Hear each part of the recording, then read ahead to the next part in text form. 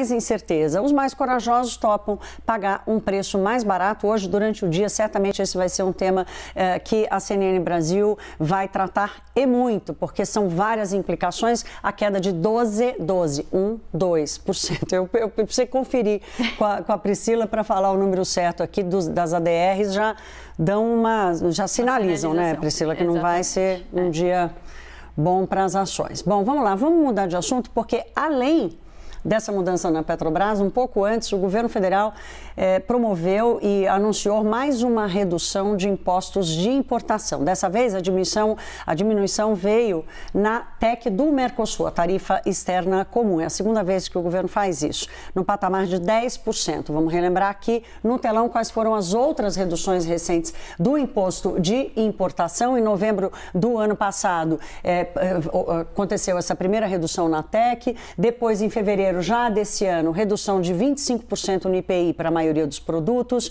redução de 10% no imposto de importação de eletroeletrônicos, máquinas e equipamentos em março. Em abril, ampliação na redução do IPI para 35%. E agora, em maio, esse novo corte para importações de vergalhões de aço e redução de 10% na TEC para arroz, feijão, carne e biscoitos. Ou seja, tem coisas de material de construção aqui também, né, Priscila? Ou seja, mais uma tentativa do governo. Ontem, Marcelo Guaranis repetiu que essa abertura, que essa redução de imposto é para tentar, de alguma forma, controlar os preços. E nós vamos falar agora com o doutor em tributação internacional e sócio da PwC Consultores, o Romero Tavares, já está conosco. Oi, Romero, bom dia, bem-vindo ao CNN Money.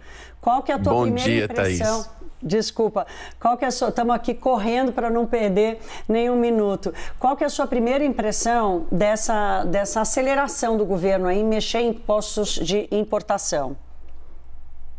É de se esperar, como medida anticíclica, que haja realmente algum corte, seja dos impostos de importação, seja do IPI, seja do ICMS, como a gente tem ouvido. No momento de inflação, não é só o Brasil.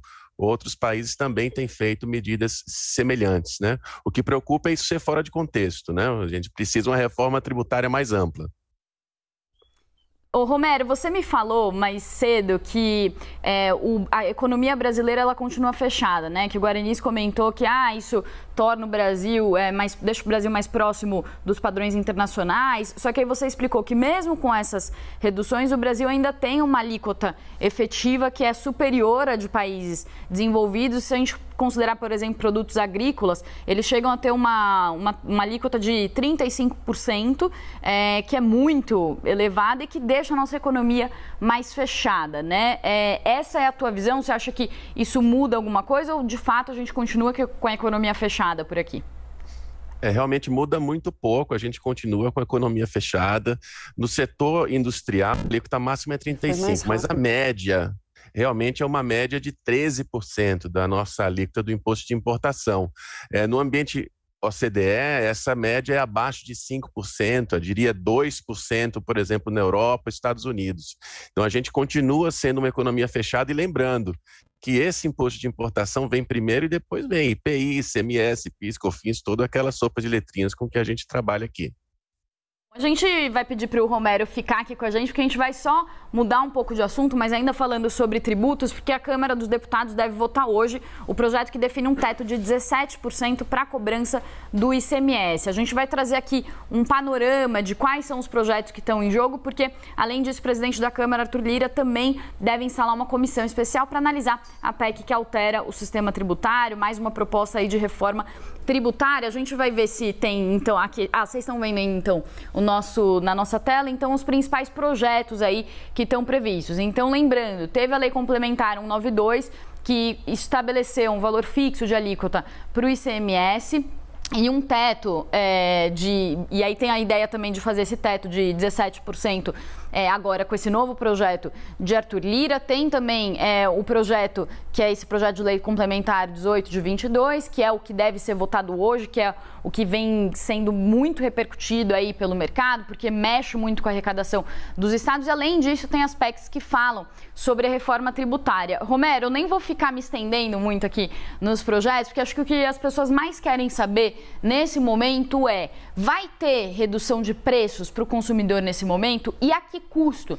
Porque a gente vê que essas reduções de preços, elas trazem um certo alívio, trazem uma expectativa de que a inflação vai ceder um pouco, o consumidor se anima, mas aí vem vocês, tributaristas, economistas, dizendo que no médio e no longo prazo essas medidas são muito ruins para a nossa economia. Qual que é o saldo que fica disso? O que deve passar, não deve? Como que o consumidor vai sentir isso?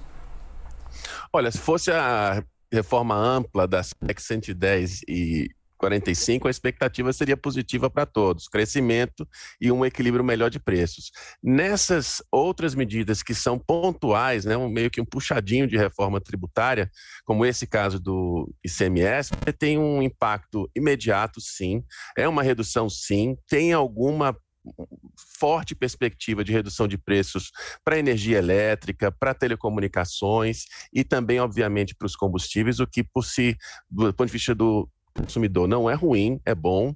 Porém, por outro lado, não foi planejado, não é uma reforma planejada e muitos dos estados estão em situação de déficit insustentável. Então, a quebra de serviços públicos em alguns dos estados que vão perder a arrecadação significativamente pode trazer outros malefícios para o próprio consumidor. Então, é isso que precisaria ter sido melhor planejado, como é o plano, por exemplo, das PECs amplas, das 110 principalmente. Obrigada, Romero. Volte sempre aqui ao CNN Money. Boa terça-feira para você. É um prazer. Boa terça-feira para todos. Essa discussão das PECs, eu e Priscila, a gente conversando ontem, lembrando que como mudou aquele clima, né, Priscila, que parecia um consenso de que finalmente tinha chegado a hora para a reforma tributária, esse consenso foi por água abaixo.